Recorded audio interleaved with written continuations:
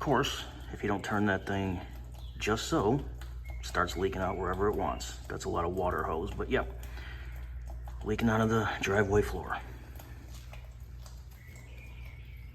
Got this, and then a bucket to collect the rest of it that's dripping.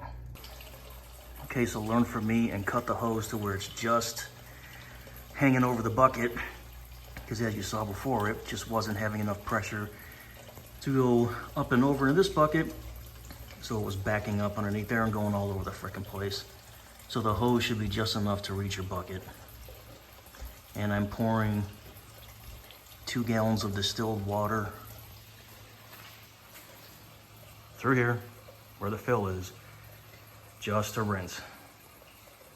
Me personally, I just don't want to do the fill it with distilled water, run it, rev it, etc. to do a flush. Seriously, who cares? Most people never change their fluid. I am. Go ahead and troll me if you want, but that's how I'm doing it.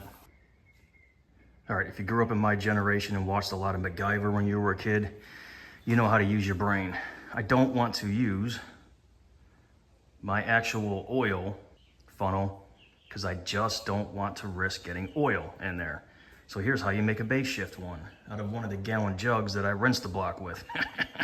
I filled to the line, started squeezing the hose to get some of it to lower into the block.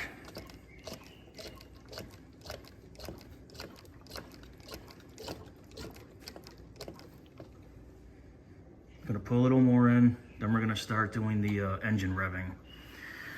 So what we're gonna do is we're gonna start the truck. We can leave the cap off. We're gonna idle it.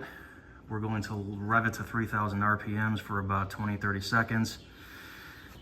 Turn the heat on, turn the air conditioning on, use the blend door actuator to move the heat to the floor, your face, windshield, etc. We're gonna shut it off, start checking level again, and we're gonna continue to repeat this cycle. We're gonna turn the air conditioning off, put the heat on, high.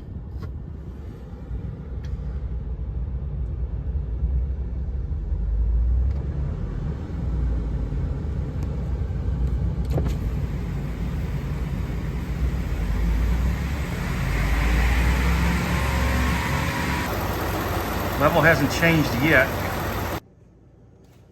All right, so I'm just gonna service this one the same way I did my transmission. The transmission says it holds 13 quarts total.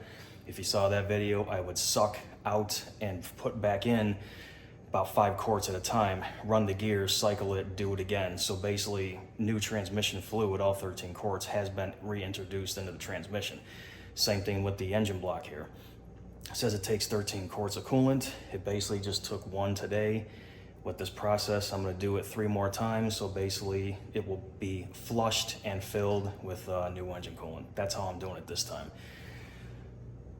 Let me know, are you gonna troll me, or is it good enough for you too? So what do we learn from my mistakes? 1, just stick a small bucket underneath the radiator drain, connect a hose, a drain hose, just long enough to go in the bucket so that it's hanging straight down, and you won't have a ton of mess. So again, I'm gonna do this 3 more times. It's gonna be so much easier next time and a time after that, clearly from what we saw I did.